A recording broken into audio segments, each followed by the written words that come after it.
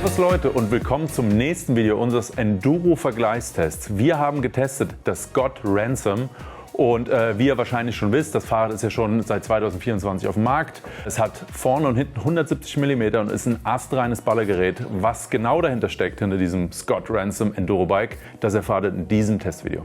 Das Scott Ransom haben wir euch ja schon letztes Jahr präsentiert mit unserem Einzeltest. Jetzt ist das Ganze nochmal in unseren 5er Vergleichstest gegangen und musste sich gegen die Konkurrenz durchsetzen.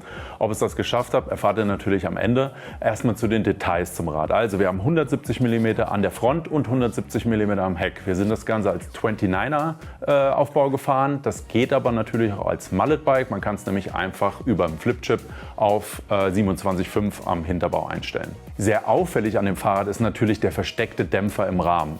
Das ist was sich Scott natürlich so als Eigenheit gesichert hat von der Marke Bolt, die es mittlerweile ja nicht mehr gibt.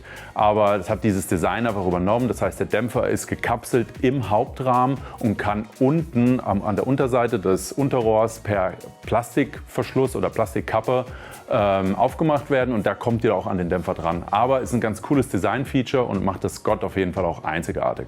Eine weitere Spezialität des Scott Ransom ist auf jeden Fall auch der 6-Gelenker Hinterbau. Das ist auf jeden Fall schon mal etwas Spezielles. Soll laut Scott dazu führen, dass man eine optimale Kinematik herbeiführen kann und hilft einfach dabei, dieses sehr, sage ich mal, charismatische plasche, aber auch effiziente Fahrgefühl auch zu erreichen beim Scott. Und dazu erfahrt ihr natürlich auch noch mehr im Laufe dieses Tests. Zudem ist der Hinterbau auch sehr gut geeignet für Keuldämpfer. Also ausgeliefert wird das Ganze mit einem Fox Newt Dämpfer. Dort ist ein Luftdämpfer, der versteckt ist im Rahmen. Man kann das Ganze aber auch super gut mit dem Coil fahren laut Scott, weil es eben eine ziemlich progressive Basis hat. Nicht nur der Dämpfer ist versteckt im Hauptrahmen, auch das sogenannte Matchbox-Kit. Das bedeutet, du hast im Rahmen unten, wenn du diese Wartungsklappe öffnest, um an den Dämpfer zu kommen, hast du auch noch mal so eine kleine Befestigung. Da kannst du etwas rausziehen, das nennt sich Matchbox-Kit. Da ist ein Schlauch und ein bisschen Tools dran verbaut. Das ist ganz cool, weil die auch versteckt im Rahmen liegen und du eigentlich für alles bereit bist auf dem Trail, wenn du mal einen Platten hast oder wenn du eine Max Dynami brauchst oder einfach auch ein Tool. Kommen wir zur Geometrie des Scott Ransom. Wir haben uns für die Größe L beim Testbike entschieden. Das passt für die meisten Tester ziemlich gut. Für mich als etwas größeren Fahrer ist es so an der unteren Grenze, aber völlig fein mit 483 mm Reach. Dazu gibt es nochmal ein bisschen über 630 mm Stack, was grundsätzlich ein bisschen niedriger angesetzt ist, wenn man das mit anderen Bikes vergleicht, aber noch völlig fein für uns, denn der Stacker-Turm bzw. der Spacer-Turm am Vorbau war ziemlich hoch, was zusammen mit dem Riser, mit dem verbauten Lenker eigentlich ein gutes Gesamtpaket gab. Der Lenkwinkel beträgt 63,8 Grad, ist damit auf jeden Fall in einem guten Mittel und auf einer aggressiven Enduro-Geo-Seite und passt für uns tipptopp. Gepaart wird das Ganze mit einem relativ steilen Sitzwinkel von 77 Grad, also etwas über 77 Grad, was dich in eine schöne aufrechte Sitzposition bringt und gerade für große Fahrer wie mich mit einem langen Auszug ziemlich optimal ist, weil der Schwerpunkt oder mein Körpermittelpunkt nicht so weit nach hinten Richtung Hinterradachse wandert.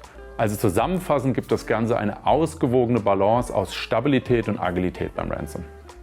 Gehen wir ganz kurz auf die Ausstattungsdetails an des Scott Ransom in der Top-Version für 9.999 €. Wir haben natürlich ein Fox Factory Fahrwerk mit einer Fox 38 und eben dem Fox X Newt Dämpfer, der versteckt ist im Rahmen. Wir haben eine SRAM XO Eagle Transmission, also elektrisch wird geschaltet natürlich. Klassisch mittlerweile bei hochpreisigen Enduro-Bikes oder auch Trailbikes. Wir haben eine SRAM Code Ultimate. Hier kann man gleich dazu sagen, heutzutage verglichen mit Mavens, mit TRPs, mit ziemlich starken Bremsen auf dem Markt, muss man sagen, man spürt einfach das Quäntchen weniger Bremskraft. Grundsätzlich funktioniert die Bremse einwandfrei, aber bei der Code hätten wir uns dann wahrscheinlich eher eine Maven gewünscht bei so einem Enduro-Bike.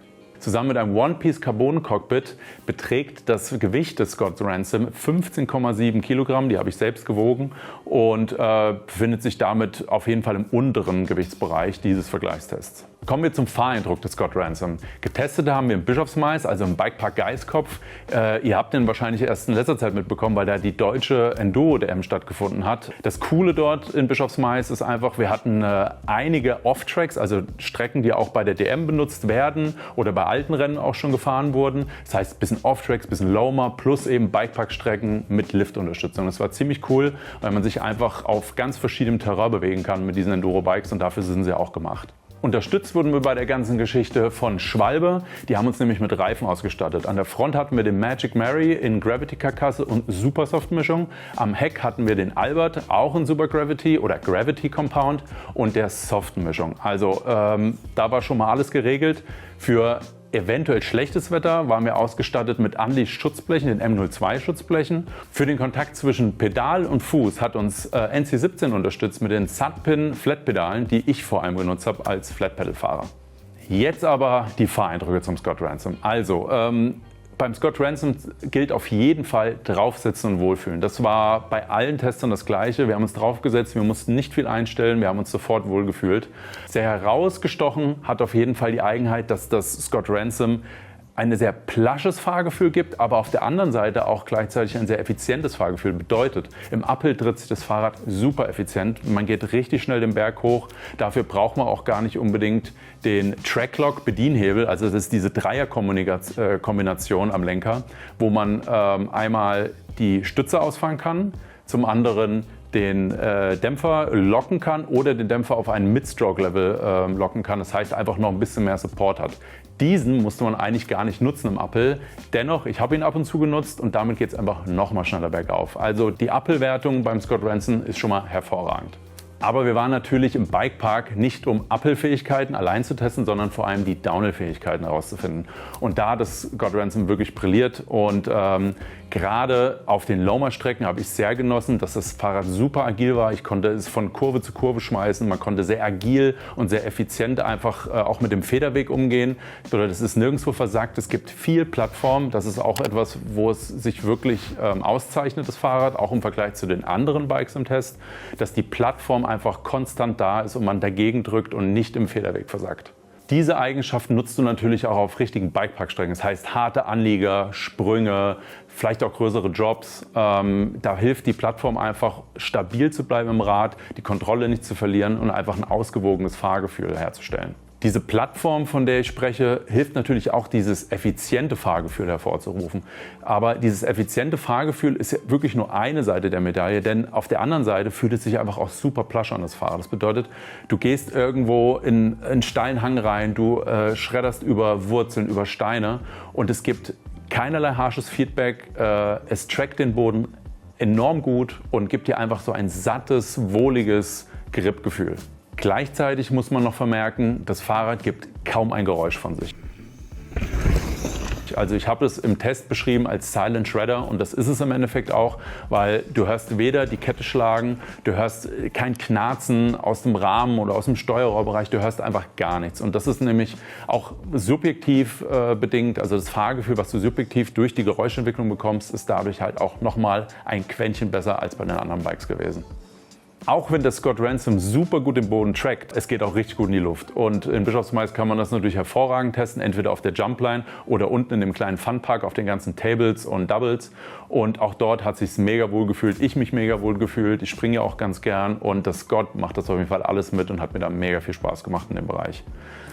Für Leute, die gerne ein bisschen flachere Tracks fahren, vielleicht auch eher Flow-Trails und nicht ganz so hartes Geknüppel, für die ist nämlich vor allem der Tracklock-Schalter, also die Bedieneinheit für den Mid-Stroke-Support, also für die mittlere Einstellung des Dämpfers, sehr von Vorteil. Denn wenn du diese lockst und sozusagen noch mehr Mid-Stroke-Support bekommst vom Dämpfer, sind gerade flachere Trails, flowige Trails, Trails zum Pumpen enorm effizient zu fahren und kraftschonend. Und das hilft dir auch hier und da auf größeren Jump-Tracks, weil das habe ich auch genutzt, auf größeren Kickern. Einfach das Ding mal reingemacht und man wird noch mal ein bisschen mehr rausgepusht. Also auch ein mega gutes Feature dafür. Kommen wir zum Fazit des Scott Ransom. Also, das Scott Ransom kann beschrieben werden als erstaunlich guter Allrounder. Das heißt, es ist effizient, es ist auf der anderen Seite plush, es ist kletterstark und im Downhill auf jeden Fall auch eine Macht. Das Tracklock, die Bedieneinheit, um eben den Dämpfer zu locken, ist auf jeden Fall gewöhnungsbedürftig am Anfang, weil man am Anfang vielleicht nicht die richtige Position mit dem Daumen findet. Aber ich habe das nach ein paar Trails einfach gar nicht mehr gemerkt und dann ging das in Fleisch und Blut über. Also für mich auch kein Negativpunkt, eher ein Pluspunkt, weil die Funktion wirklich 1A ist. Des Weiteren könnte man noch diese Carbon-Cockpit-Einheit nennen, die für manche Leute vielleicht ein Nachteil ist, für manche auch ein Vorteil. Ich meine, es ist designtechnisch ganz schick gelöst, es ist leicht, es ist Carbon, es ist ja ganz schick auf jeden Fall.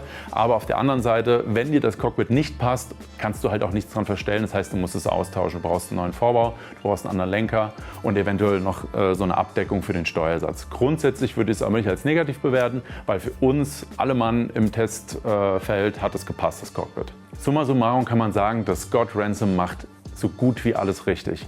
Was es nicht ganz so gut gemacht hat, war eben die Bremslösung. Das bedeutet, eine SRAM-Code-Bremse ist definitiv eine gute Bremse, aber auf einem Enduro-Vollgas-Bike aus 2025 hätten wir uns schon etwas Stärkeres gewünscht. Sowas wie eine Maven oder eine THP oder sonstige andere leistungsstarke Bremsen. Aber wer weiß, Model Year Changeover is coming. Das heißt, für nächstes Jahr gibt es da wahrscheinlich ein Update, auch beim Scott Ransom. Das war's zum Scott Ransom, einem Top-Allrounder. Wenn ihr mehr dazu erfahren wollt, ihr müsst in unser Vergleichsvideo schauen. Das bedeutet, dort sprechen wir nochmal über alle 5 Testbikes, die wir in diesem Enduro-Vergleichstest hatten. Und vielleicht gibt es ja Infos dazu, ob das Scott vielleicht sogar den Testsieg eingefahren hat. Also bleibt dran, liked das Video, abonniert den Kanal und bis zum nächsten Video. Ciao!